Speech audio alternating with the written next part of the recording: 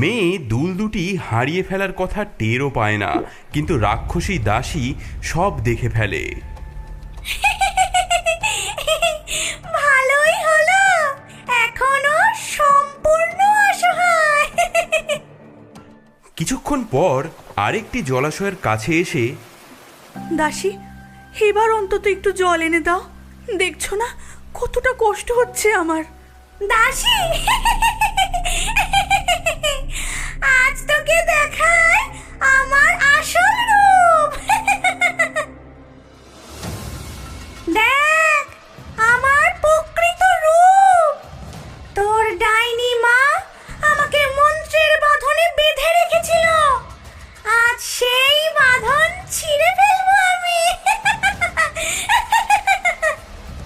না না না না না, তুমি তো আমার মায়ের খুব বিশ্বস্ত।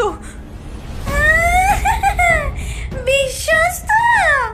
তোর মা একটা ডাইনি হলেও আমার মতো শক্তিশালী রাক্ষসীকে চিরকাল বেঁধে রাখতে পারবে না। খুলে ফেল, খুলে ফেল তোর রাজকীয় পোশাক। সাবধান, আমি মন্ত্র পড়া ঘোড়া, আমি সব দেখছি। চুপ কর, নইলে এক্ষুনি তোর মাথা নেব।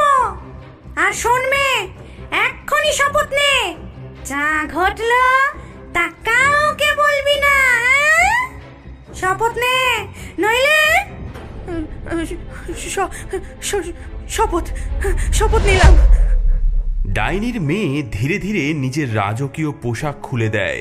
রাক্ষসী পরে নেয় সেই রাজকীয় পোশাক এবং মেয়েটিকে পরতে হয় তার দাসীর পোশাক। এখন থেকে আমি রাজকন্যা, আর তুই তুই একজন সামান্য দাসী। মেঘদূত এখন আমার। আর খবরদার, এসব কথা যদি কাউকে বলিস তাহলে তক্ষুনি তোর গর্দান নেব আমি। ডাইনির মেয়ে, ভয় পেও না, যার মন পরিষ্কার জয় সবসময় তারই হবে। সেই ছদ্মবেশী রাক্ষসী এবং আসল রাজকুমারী রাজপ্রাসাদে গিয়ে পৌঁছায়।